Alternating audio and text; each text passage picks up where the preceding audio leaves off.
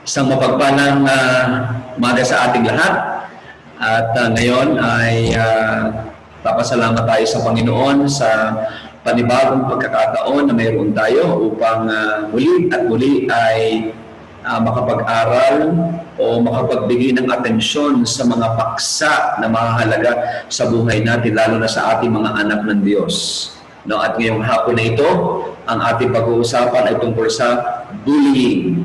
No? Bullying. At titingnan natin ngayong hapon na ito ang kahulugan nito at ano ba yung mga kasalukuyan o mga tinatawag natin existing na mga balita, statistics, pag-aaral at tungkol dito at higit sa lahat ay ano ba ang sinasabi ng Biblia tungkol dito.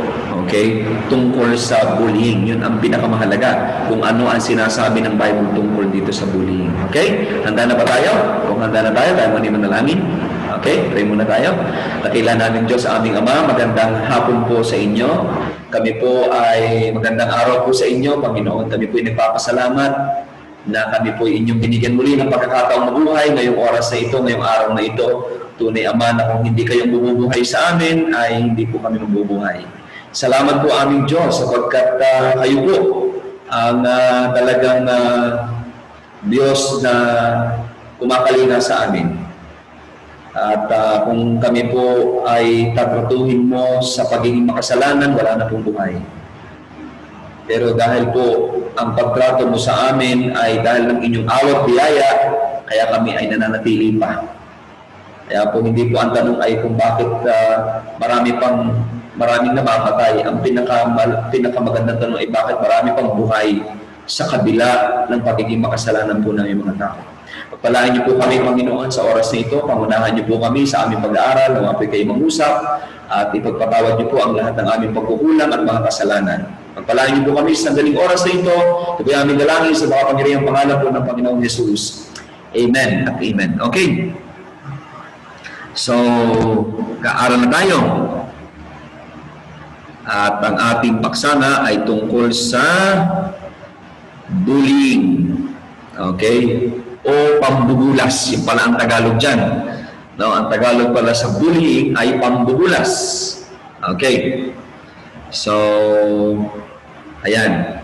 Makikita natin sa ating larawan ay dito sa may isang side, makikita natin na yan ang mga ilang acts of bullying. Okay. Ngayon,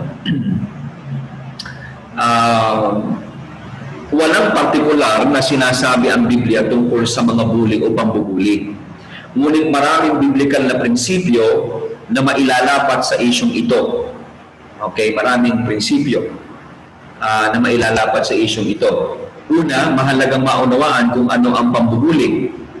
Ang isang simpleng pakahulugan ay paggamit ng lakas o kapangyarihan para manakit ng tao. Okay?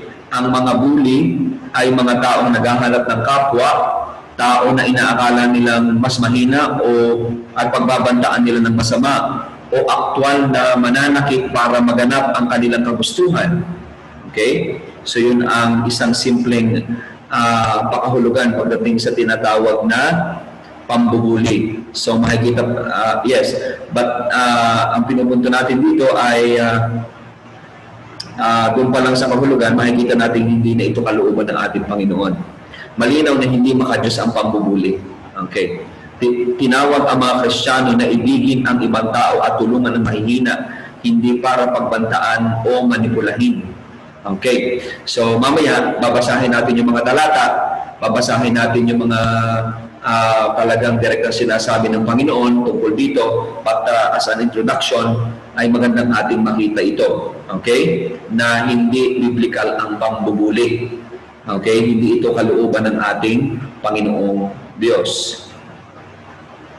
Okay, so magbigay muna tayo ng ilang mga verses bagamat itutuloy pa natin sa bandang huli yung pang-ilang mga talata at ating basahin yung mga talatang binanggit. James 1:27, ang dalisay na relihiyon at walang dungis sa harapan ng ating Diyos at Ama ay ito, dalawin ang mga ulila at ang mga babaeng bao, sa kanilang kapighatian at pag-ingatang walang dungis ang kanyang sarili sa sanlibutan. So yun ang tunay na relihiyon, ang tunay na maka-Diyos, ang tunay na sa Panginoon ay ang pagdamay sa kapwa. No? Ang pagmamahal sa kapwa, hindi panglalait, hindi pang aalipusta, hindi pananakit sa kapwa. No? So makikita natin yun sa James 1:27. 1 John 3, verse number 17 and verse number 18, datapot ang sino mang mayroong mga pag-aari sa sanlibutan ito at nakikita ang kanyang kapatid na nangangailangan at doon ipagkain ang kanyang awa, paanong mananahan ang pag-ibig ng Diyos sa kanya? Mumunti kong mga anak, huwag tayong magsihimik ng salita ni ang dilaman kundi ng gawa at katotohanan. So, kapag tayo ay nasa kalagayang mas nakakaangat, no, ay hindi ang pagtrato natin ay sa panglait o pangdadown o pangungutya o pagkakait ng tulong. Yan ang sinasabi ng Bible, sapagkat pagka ganun ay maliwanag na walang pag-ibig ng Diyos na nananahan sa kanyang puso. So yan ang ipinakikita ng talata. Okay? Galatians 6 verse number 9 and 10. Huwag tayong mga pagod sa paggawa ng mabuti sapagkat sa kapanahunan ay magsisipag-ani tayo kung hindi tayo manghihimagod. Kaya nga, samantalang tayo hindi magkakataon, ay magsigawa tayo ng mabuti sa lahat, lalong-lalo na sa mga kasambahay sa pananampalataya. So ang commandment dito, huwag tayong mapagod sa paggawa ng mabuti. Huwag tayong mapagod sa paggawa ng mabuti sa lahat ng tao. No? So ibig sabihin, yung kalooban ng Panginoon. Hindi kalooban ng Diyos ang ating gagawin sa kapwa ay yung kabaligtaran, yung kasamaan, yung mga bagay na makakasakit o bagay na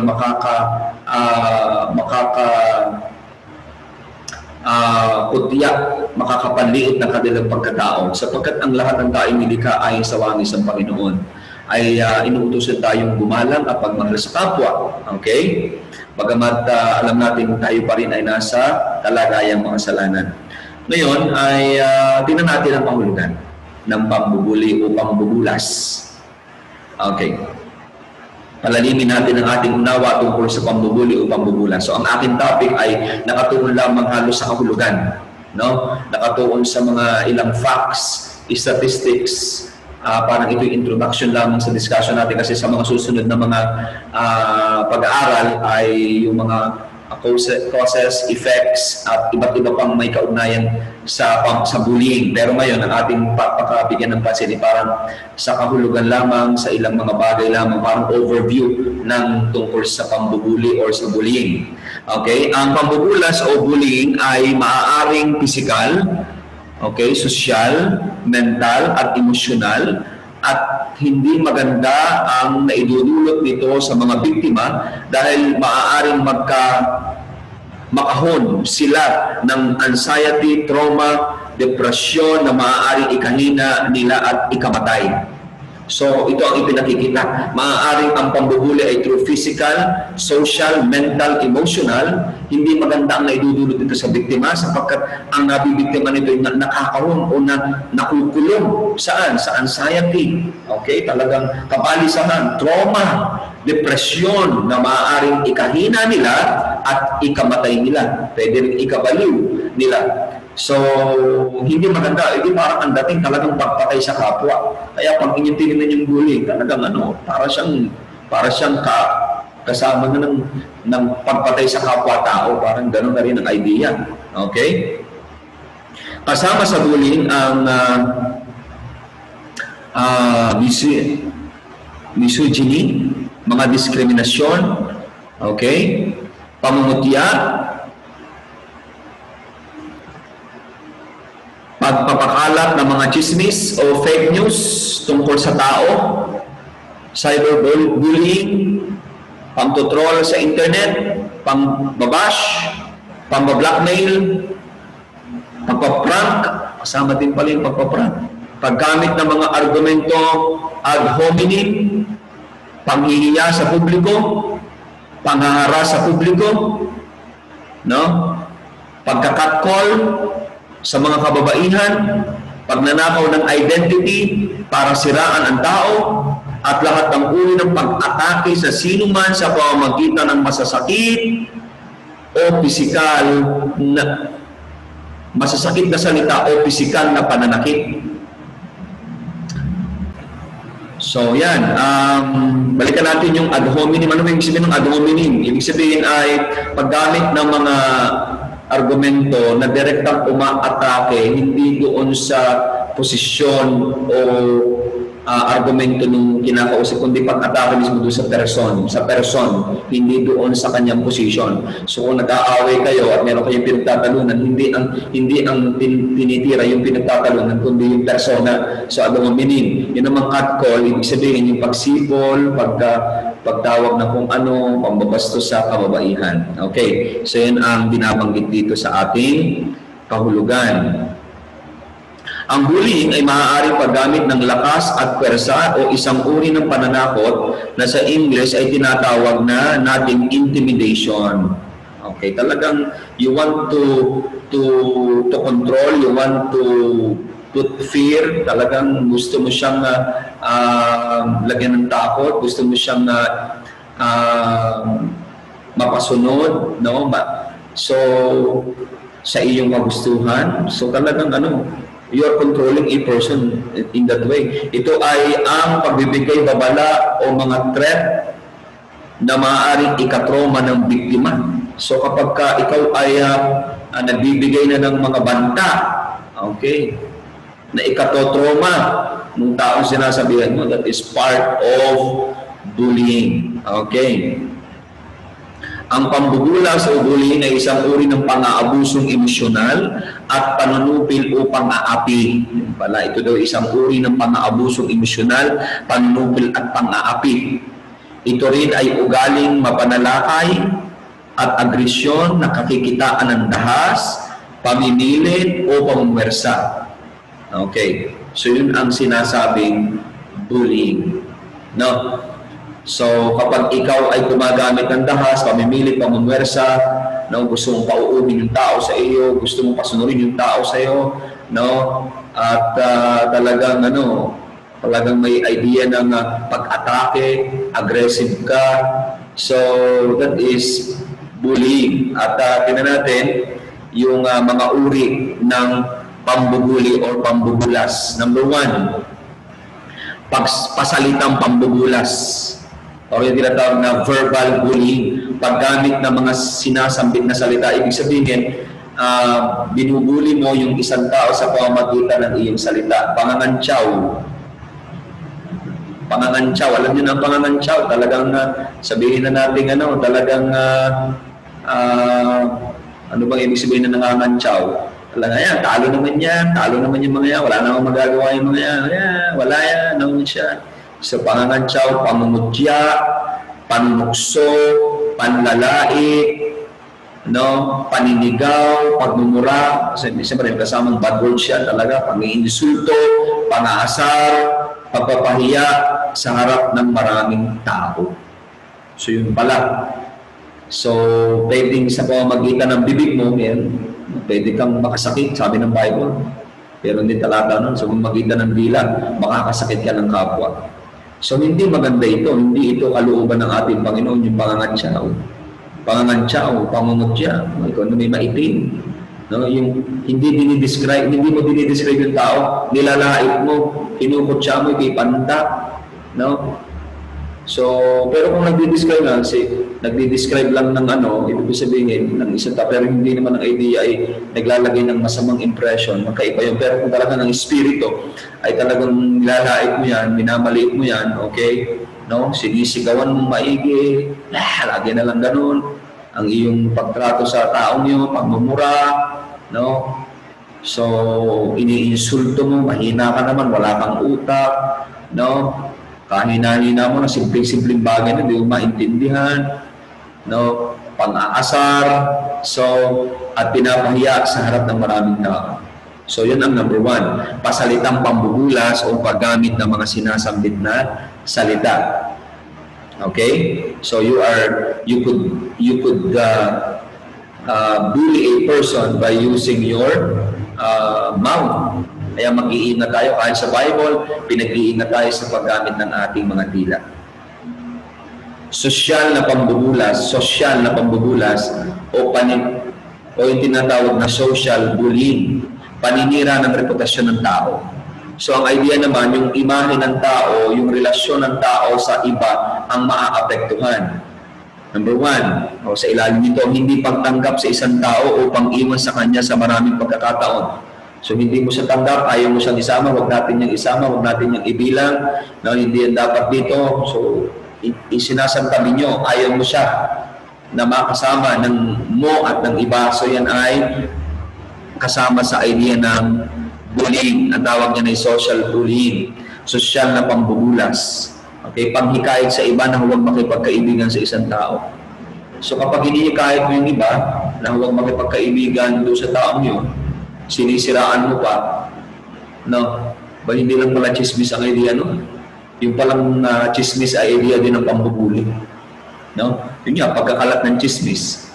Pag idea ng pagkakalat ng chismis, ay talagang ang idea ay pinasasama mo sa iba yung imahin ng ibang tao, no? Na ang intention mo ay pangit. Okay? So, talagang gano'n inilalako mo, sinasabi mo yung kanyang mga kahinaan, yung mga kwento, dahil gusto mong makilala yung tao ngayon, masira ang reputasyon niya. So, that is social bullying. Hindi kasi gano'n ang tamang dealing sa mga nagkakamali o nagkasala o may mga pulat. May tamang pagharap sa kanila. So yan, pagpapahiya sa ibang tao sa gitna ng nakararami na ang idea ay malus yung kanyang reputation, okay, hindi na siya lapitan ng iba. So this is social bullying. So kaya pagka ikaw ay nabiktima ng social bullying o ang isang tao ay biktima ng social bullying, ang mangyayari sa kanya ay talagang lalayo siya sa lipunan, lalayo siya sa mga kaibigan. Yun ang mangyayari sa kanya. Wala siyang magiging kasama, hindi siya tanggap ng lipunan o ng kanyang mga kasama. Physical na pambubulas, okay, physical bullying, pananakit sa isang tao o paninira sa kanyang gamit. Pananakit sa isang tao o paninira sa kanyang gamit. Yun ay physical bullying. Ano yun? Panununtok, pananampal, paninipa, pamumurot, mga birong nakakasakit. Okay? So, kasama rin pala yun. Bagamat parang ang birong nakakasakit, ipapatak sa verbal bullying. Pangingialam sa gamit ng walang paalam. No, lalo na kung ang intention ay kuhanin mo, pakialaman mo, na talagang o kaya na may sirain mo, yun ang iyong intensyon, ay talagang pambubuli yun. O kaya kahit pinapakialam mo lang yun, na wala ka namang ginawang masama, hindi naman iyo yun, hindi mo pinapakialaman. So that is also a parang mangyayari yun, walang sense of property yung isa, parang walang sense of privacy yung property ng tao. So that is a physical bullying, no? So yan ay hindi kalooban ng ating Panginoon. Pambubulas gamit ang makabagong teknolohiya o yung tinatawag na cyberbullying. Ito ay paninirang puri at pananakit ng damdamin tulad ng pagkakalat ng chismis at pang-iinsulto gamit ang internet, cellphone o iba pang makabagong teknolohiya. So kapag ang pambubuli mo na ginagawa is through social media, through internet, through cellphone, through technology, ang tawag na doon ay cyberbullying, na iba lang yung venue ng bullying na ginagawa ng tao. But it is still bullying. Okay? Kaya sa paggamit natin ng mga internet, paggamit natin ng Facebook, paggamit natin ng cellphone, okay, ay dapat tayo maging maingat. Maging maingat tayo. No? So, kasi pwedeng magamit yan o maging avenue ng pambubuli. Mamaya titira natin yung ilang mga statistics o balita tungkol dito. Ilang detalye at statistics tungkol sa bullying o pambubulas. Tingnan natin, magbasa tayo ng ilang mga detalye at statistics tungkol sa bullying o pambubulas. 1 in 3 young people in 30 countries said they have been victim of online bullying, with 1 in 5 saying they skipped school due to cyberbullying and violence, according to a new poll released today or on that day by UNICEF, the United Nations organization working for children's rights. So ito ay pag-aaral ng UNICEF. Okay, ito yung branch ng United Nations na nakatutok sa karapatan ng mga bata. At ang sabi, sa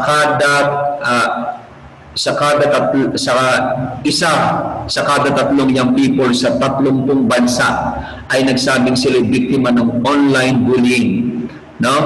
At isa sa 5 doon sa mga batang iyon ay hindi na nagtuloy pumasok pa. Okay? Dahil sa cyberbullying at saka violence na naranasan. Mamaya, tignan natin yung isang video na ginagawa mismo ito. So, yan pala, ganyan palang katalamak, no? At sana ay hindi ka kasama kung Kristiyano ka, kung anak ka ng Baptist, kung Kristiyano ka, sana hindi ka kasama dito sa mga bully. Nakakaya naman tayo mga anak ng Kristiyano, o tayo mga Kristiyano, tayo naman yung pasimuno, o tayo yung bully. Ay, huwag lang tayo ang mabully, huwag lang tayo ang bulihin. Tayo ang mambully. Okay? So, in the Philippines, latest national data show that cyber violence affects almost half of children aged 13 to 17. Okay?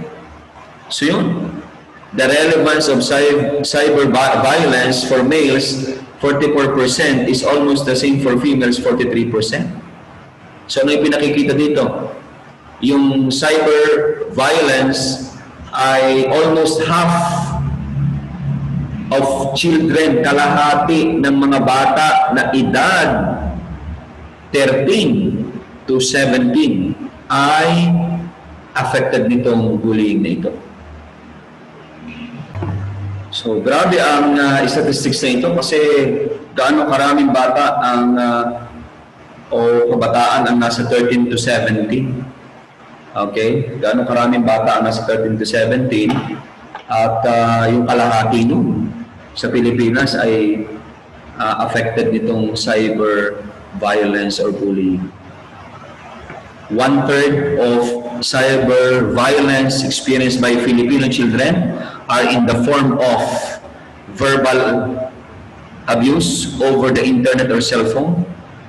Grabe, no? Yung 1/3 ng record na yun ay mga Filipino children na nakaranas ng verbal abuse sa internet or cell phone. 1/4 noon is sexual messages.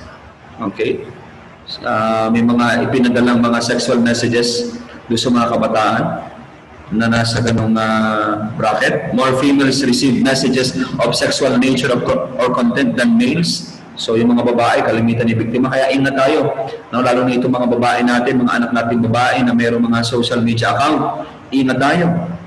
However, twice as many males than females reported having their nude body or sexual activities, whether real or falsified, shown on the internet or cell phone. So may sexual dito na nangyayari, no? Mga hubad na larawan, may mga sexual activities, maaaring ginaya, okay, or totoo na ang intention kaya inilagay sa internet ay upang sirain ang reputasyon noong tao na nandoon sa larawan o video.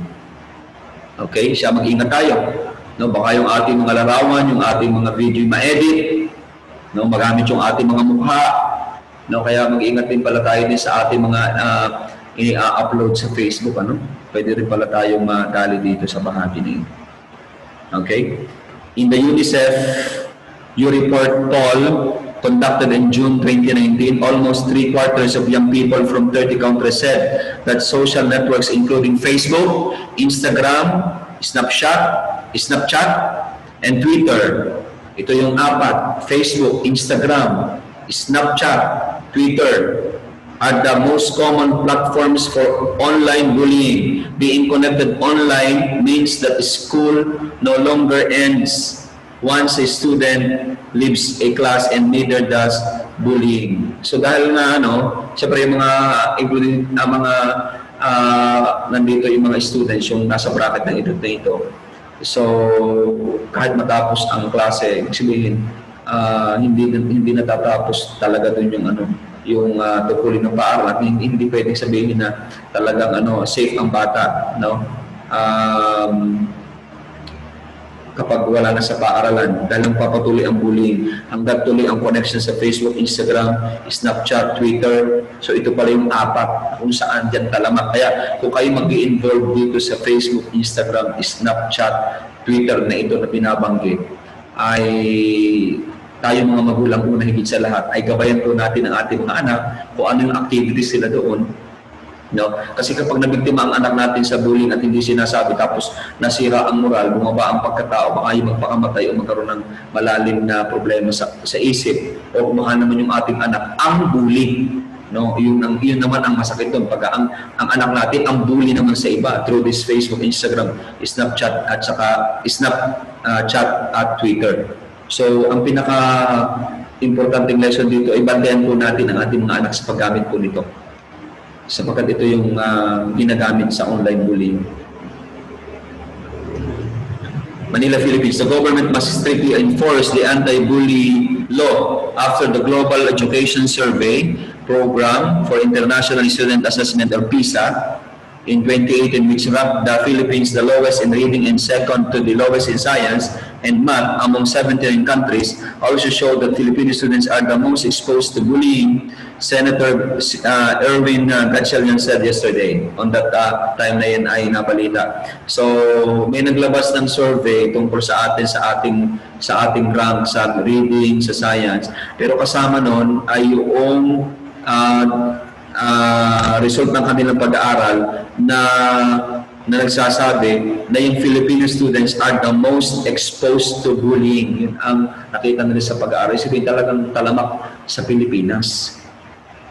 Oo. Gatchalian also, who chairs the Senate Committee on Basic Education, prodded the Department of Education to strictly enforce and monitor anti-bullying measures in school. He cited that PISA poll that showed 65% of Filipino high school students experience bullying at least at few times a month. No? 65% ng Filipino high school student ay nakakaranas ng at least few times a month. Way beyond the 23% average among 79 countries that joined the global survey. Ang laki ng porsyento. 65% of Filipino high school student nakakaranas ng bullying at least few times a month, no? Kaya ang mga paaralan, inaatasan talagang i-monitor ito. I-monitor itong area na ito ng bullying, lalo na ngayong pandemic time na naka-online lahat. So, kaya kayo mga bata, kahit online, nang hindi kayo absuelto sa tinatawag na school policy on bullying, kayo sako pa rin yun dahil kayo enrolled, kaya mag-ingat kayo. No? Baka kayo ay masuspend o ma-expel sa inyong mga paaralang pinapasukan kapag inyong ginawa ito mga bagay na ito. Okay? So, conducted by the Organization for Economic Cooperation and Development, PISA, said both aggressors and victims of bullying tend to skip classes, show poor academic performance, and drop out of school. Parehong naaapektuhan. Yung bully at yung bully ay parehong naaapektuhan dito. Minsan ay natakas sila sa klase, mababa ang kanilang performance, nagda-drop out sa school. Siyempre yung nabully ay talagang mayroon siyang takot.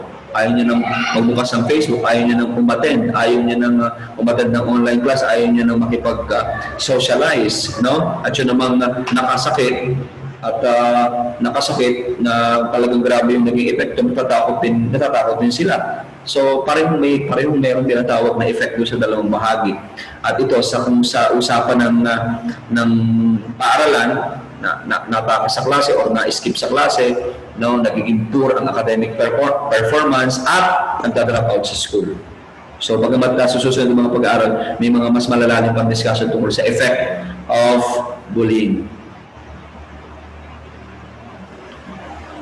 Ito pa, 6 in 10 Pinoy teens bullied in school. Study, sabi ng isang study. Report ni Katrina Domingo, ABS-CBN News, posted on December 14, 2019, mga karaan ng taon.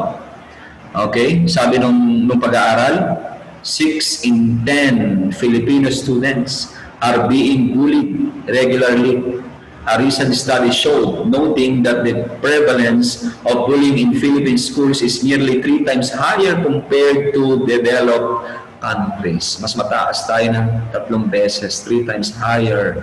Pero mo, 6 sa bawat 10 Filipino students are nabubuli regularly. Okay? So, yan ang statistics.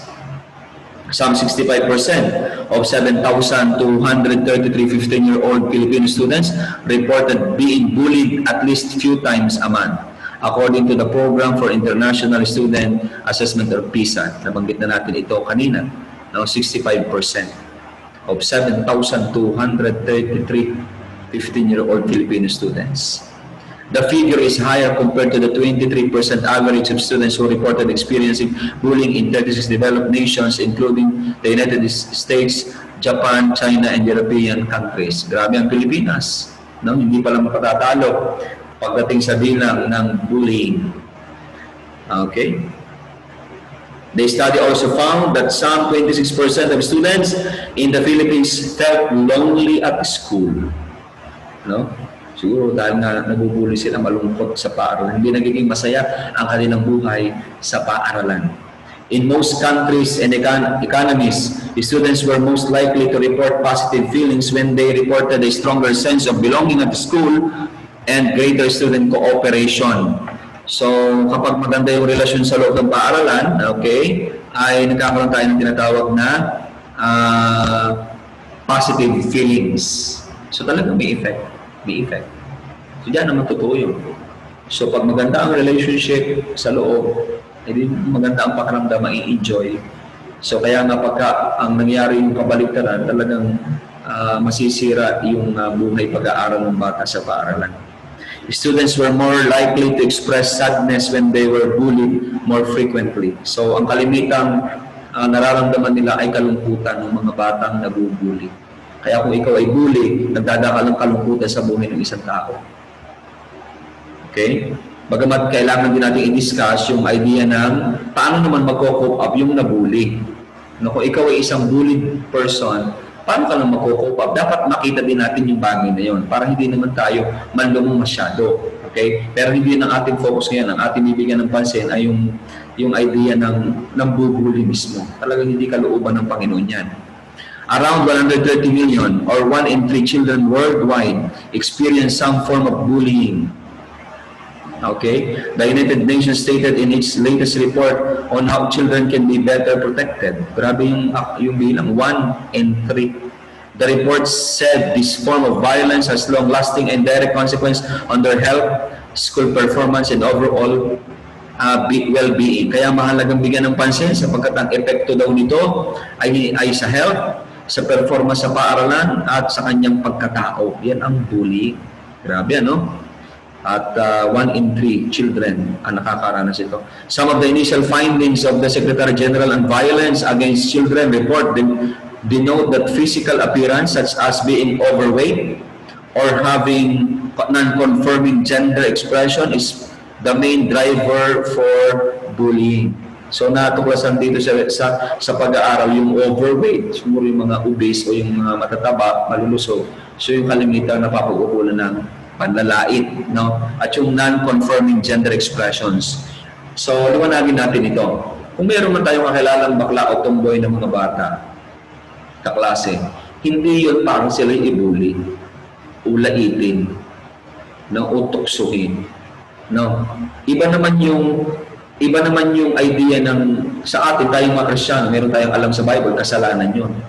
So when we teach them, when we reach them, we are trying to win them in the Lord. No, pero hindi tayo ang bully. Ang atin presentation of the gospel, yun ay kasalanan, dapat silang magbago. Pero yung bakla ka naman, ikaw na wala kang kwenta ang buhay mo, wala kang karapatang mabuhay. Pag mga hindi naman tama yun. Hindi tama yun. So, we must be careful. So, sa ating dealing sa kanila. No? Pero iba yung idea ng bullying, iba yung idea ng pananaway sa kasalanan. Magkaiba yun. Hindi pwedeng sabihin bullying ang tinatawag na pagsasabi ng banal na kasulatan na ito ay kasalanan o ito ang dapat gagawin ng mga taong nandirito sapagkat may nakaambang parusa sa kanila sa dagat-dagatang apoy. I think that's not bullying, that is preaching the gospel. No, hindi tayo dapat mag-compromise doon. Hindi pwedeng sabihin bullying yung idea na yun. Mali yun.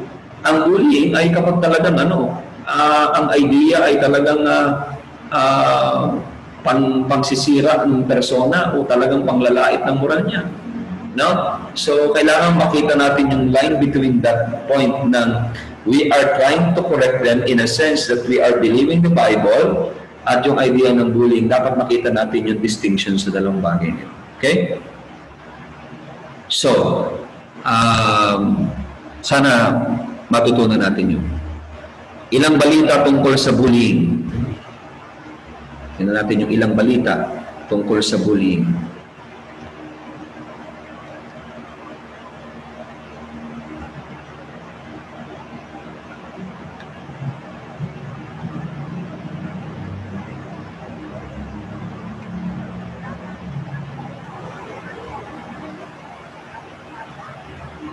Wait, walang sound.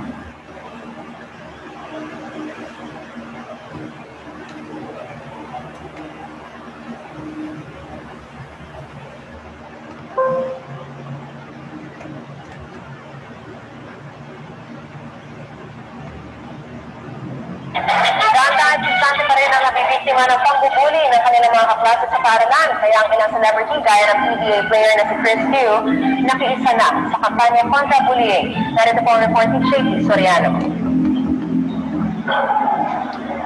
Magyay nagtatagbalisa ang grade 6 student na si Rose Piñapuy na pangalan.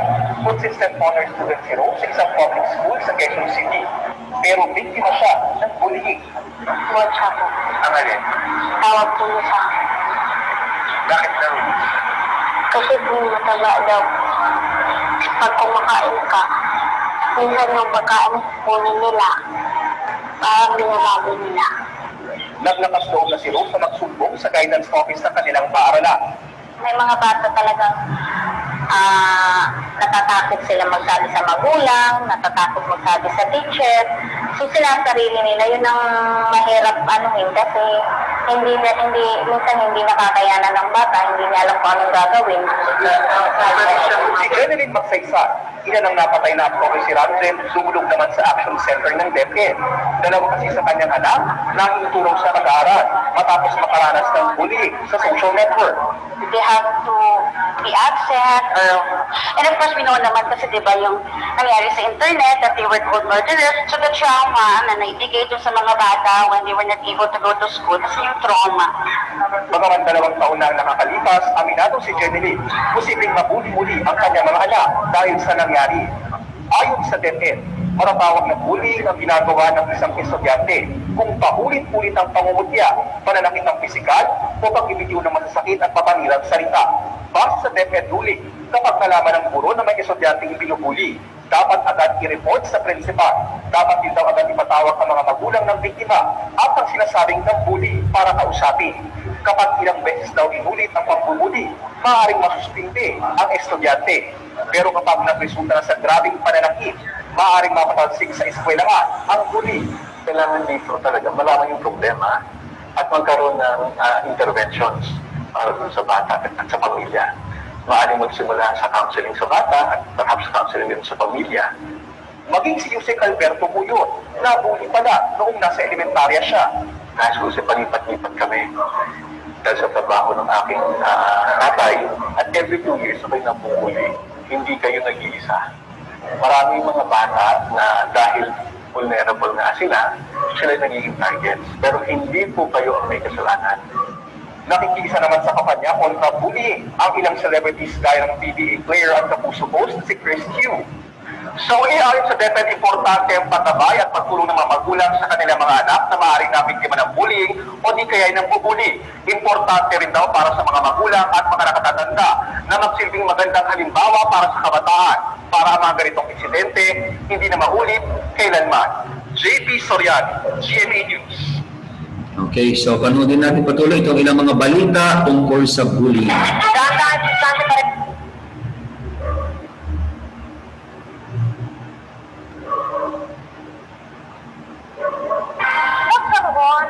umano ng trauma ang estudyanteng biktima ng bullying sa Lucena City matapos kumalat ang video nito sa social media. Nanindigan ng mga kaanak nito na hindi titigil hanggat hindi na-aksyonan ang insidente. Narito ang ulat ni Jacket Kaplayla. Para yan sa akin. Para yan sa akin magkakaibigan. Ano, gusto mo ba? March 1 ngayong taon nang kumalat sa social media ang video na ito ng pambubuli ng ilang estudyante sa kapwa nila mag-aaral. Makikita dito ang isa sa kanila na tinuturo, pinagmumura at saka ilang ulit na sinampalang isang estudyanteng nakaupo. Ang mga ito ay mag-aaral ng Sacred Heart College, Lucena City sa Quezon Province. Ayon sa statement na inilabas ng paaralan, noong nakaraang taon pa ito nangyari. Nakausap na nila ang mga sampol sa insidente at naayos na ang problema. Ngunit ayon sa lola ng estudyante na sinaktan sa video, bagamat kasama sila sa pinagharap-harap sa paaralan, hindi umano nila alam na ganito ang ginawa sa kanyang apo. Ikinagulat umano nila ng ina ng bata na isang overseas Filipino workers ang nakitang labis na pananakit dito, kaya humihiling sila na muling buksan ang investigasyon dito. Ano naman daw, wala naman nga akong ebidensya, hindi daw nila nabigyan ng sanction kasi nga nag-usap na kami dun sa na nag-sorry yung bata, pero hindi ko alam na ganun katindi. Kasi kung inamin nila yan nung nagharap namin una, hindi naman ako papayag. Matapos ang pag-uusap noong nakaraang taon, ay napag-alaman niya na may mga kasunod pa na insidente ng pambubuli sa kanyang apo dahil sa pagkalat ng video na trauma na umano ang bata at ayaw nang pumasok sa paaralan. Kaya nanindigan silang hindi titigil hanggang hindi naaksyonan ang insidente. Kung totoo lang, ang apo ko, nung malaman na patis na damay, nalungkot siya. Nalungkot siya talaga. Kaya lang, ayaw na niya pumasok hanggang nandun pa yung ibang involved na kung hindi matatanggal talaga yung mga involved siya. Ayon sa pamuluan ng paaralan, muli nilang iimbestigahan ang pangyayari at bibigyan ng pagkakataong magpaliwanag ang bawat panig. Ayon naman sa lokal na pamahalaan ng Lucena City, higit silang nababahala sa pagre-repost ng video dahil posibleng maging instrumento ito upang maging cyberbullying sa mga minority edad na sangkot sa insidente. Japet Kaplayda, UNTV News and Rescue, Quezon Province. So, yun na din tayo sa mga pinupost sa social media. Now, lahat ng gusot at problema, hindi dinadala sa social media, pinag-uusapan at dinadaan sa tamang proseso. No? So, kapag ang ginawa natin, dinala natin sa social media, lalong lalala ang problema. Huwag natin gawin ang Facebook at ang social media na parang pagpapasikat ng mga problema. Hindi ganun. May tamang binigay ang Panginoon na paraan at mayroong inilagay ang batas ng tao sa tamang pag-handle ng mga kaso at problemang ito. Okay? So sana matutunan natin ang grabe ang magiging epekto. So sa pagkakapost niya, bagamat nakita ng binubuli, nakita yung epekto doon sa bata na sinasaktan, ay yun naman mga nanakit. So mabubuli din sila. Maaano din sila, malalantad sila. So pwede din silang pagbantaan naman at sila naman ang masira ang kalooban, bagamat maaaring konsekwensya ng kanilang kasalanan. But there is problem with that kind of attitude na laging pinupost sa social media, yung tinatawag na mga problemang ganyan. Dapat yan ay hinahandle ng maayos, pinag-uusapan. Okay, may tamang venue para dyan. Ito naman, silipin lang natin to para makita natin kung gaano ito kalala at kapag maaaring isang araw, pag hindi tayo naging maingat, tayo naman ang mapapabalita. Kayo naman ang mapapatigil. So, pasensya na kayo, merong ngayon, sina Rosel, Levi, at ang hiling nila na mabigyan ng hustisya ang pagkamatay ng kanilang anak. Namatay ang anak. Ang po nito, paulit-ulit na pambubuli sa bata sa loob mismo ng paaralan. Ilang taon po yung anak nyo? 16.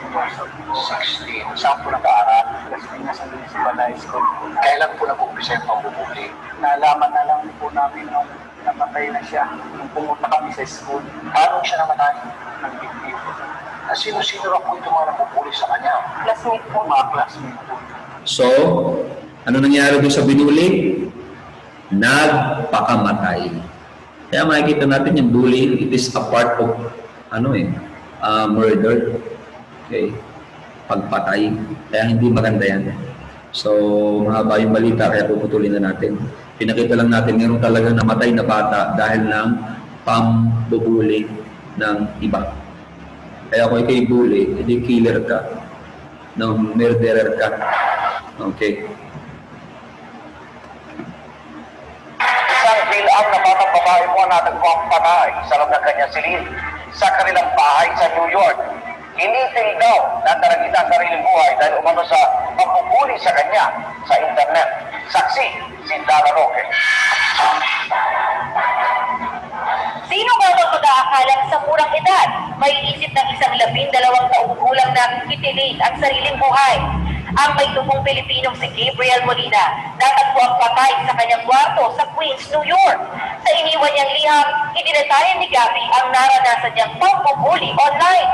Bago nito, may nag-post daw sa YouTube ng video ng pag-aaway ni Gabby at ng isang kaklase na hindi agad na matanggal kahit inireklamo na ng pamilya Molina. Dahil cyberbullying ang isa sa mga posibleng dahilan ng pagpapakamatay ng dalagita, sinusuri na ng mga otoridad ang laman ng 2 computer sa bahay ng mga Molina. Wala raw nagkakalang may kinikimkim na problema si Gabby. Lalo sabi ng kanyang mga magulang ay matataas naman daw ang kanyang mga marga sa eskwela. Ayon sa nakausap kong psychiatrist, mahalagang maobserbahan ng maayos ang kilos ng mga mahal natin sa buhay. Before kilaging okay ang grades sa school, ay wala na siyang ibang problema. Halimbawa na dinipress siya, parang pwede niyang magkampanya sa family. Mahalaga rin ang agarang aksyon sa depression, lalo na kung may kinalaman ito sa mga insidente ng bullying. Lalo na nagkakumpulser, mas challenging mo sa bahay ng mga bata. Pag natin ang anak mo, pwede ko, kumusta sa school, ganun-ganon, mas makakabuti yun, di ba? Kasi mayroong bata na tahimik eh. Lalo na pag dinibuli, parang ayaw nga nilang malaman sa bahay, di ba? Maging sa Pilipinas, seryosong problema ang pagbubuli sa mga eskwelahan ayon sa DepEd. Kaya meron naman ng Child Protection Policy ang DepEd para agapan ang bullying bago ito mangyari o alalayan agad ang isang biktima. Para po maproteksyonan ang ating mga anak sa lahat po ng uri ng mga abuso o pambubuli at kasama na po dyan ang cyberbullying. Ang Department of Justice naman, mas pinihiling daw ang pagbabantay ng mga internet posts kabilang ang paghikayat sa mga bata na lumahok sa pornografiya. Ako si Lala Roque ang inyo. Saksi! Oh, grabe yan, no? So, tuloy natin yung balita. Dumarami raw ang mga bully sa mga eskwelahan ayon mismo sa Department of Education o DepEd. Kaya naman sa darating na pasukan, ipatutupad na ang Child Protection Policy. Sa ilalim nito, posibleng maparusahan ang sinumang guro o estudyanteng mapapatunayang nananakit o nambubuli. May report sa Victoria Tulan. Araw-araw sa loob ng 3 buwan, pinagbisitahan daw ng kanyang mga kaklase ang 13 anyos na si Val, hindi niya tunay na pangalan. Kung hindi patot at sunbok, tadyak ang kanyang inaabot mula sa 8 ka mag-aral. Grabe. Nakaupo lang po ako doon, tapos bigla na lang po ako pinatunang bag, tapos inasal po yung nanay ko. Tapos pag lumalaban po ako, sinusuntok na lang po ako bigla. Tinatago po yung bag ko, tapos pag tinago ko rin po yung bag nila, yun po, pagtutulungan na po nila akong lahat. Pinitiniis ni Val ang pagbubuhay ng mga kaklase at umabot pa sa putong naisip daw niyang huwag na lang pumasok sa eskwela. Grade 7 na sa darating na pasukan si Val. Minsan po, tinatamad na rin po ako pumasok. Kasi po, baka po gawin na lang po sa akin ulit. Nagsumbong ka ba sa teacher mo? Hindi po, kasi po, pag nagsumbong na po ako, abangan daw po nila ako sa labas ng school. Siyempre, masakit sa nanay yung gano'n na binubuli yung bata. Nakakasira ng pag-aaral nila yun. Dahil sa dumaraming kaso ng bullying at iba pang uri ng pang-abuso sa estudyante, gaya ng diskriminasyon, exploitasyon at karahasan, naglabas ang Department of Education and Child Protection Policy na sisimula ng ipatupad sa Hunyo. Nagkaroon ng pag-aaral, isang survey sa mga public schools, 50% ng mga bata ay both elementary and high school, sinabi na at one point, naging biktima sila ng physical abuse. Mas nakakabahala is that 74% ng mga bata, sabi biktima sila ng bullying. Sa ilalim ng polisiya, maaaring matanggal sa trabaho ang mga guro, habang masususpende naman ng mga mag-aaral na mapatutunayan ng abuso ng kapwa estudyante. Inatasan din ng mga paaralan na bumuo ng kani-kanilang Child Protection Committee. Isa raw sa mga problema kung bakit maraming bata ang lumalaking traumatized ay dahil hindi nila naikukwento ang mga pang-abusong tinatanggap sa paaralan. Kaya naman sa pamamagitan ng bubuing Child Protection Committee o CPC, umaasa ang DepEd na matulungan ng mga estudyante at masolusyonan ang mga pang-aabuso. Sa Bulacan kung saan siguraw sa kada 10 mag-aaral ang nagiging biktima ng bullying. Pinagtibay ng ordinansang sinasawata ang pag-iral ng pananakot at pagduduro o bullying at anumang kahalintulad nito sa lahat ng mga paaralan, pribado o publiko man. Sa usaping ito, ayon sa DepEd, mahalaga ang pagtutulungan para matigil na ang mga pananakit na ginagawa sa mga tulad ni Val. Victoria Tulad, GMA News.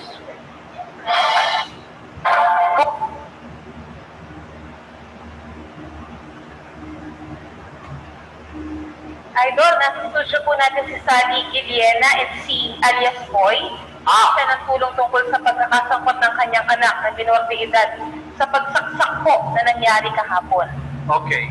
Well, itong si Boy, hindi natin pwede ipakita dahil siya po ay minor de edad. Alright. Isusurrender, dinanakay.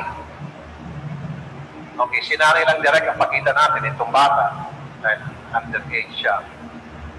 Nay, magandang hapon. Ilang taon po yung anak nyo ulit? 15. Nakasaksak siya. Okay. Pwede ko siya intervene kasi nandiyan na naman, ano? Para alam niyo po kung ano na. Oo. Boy. Boy na lang.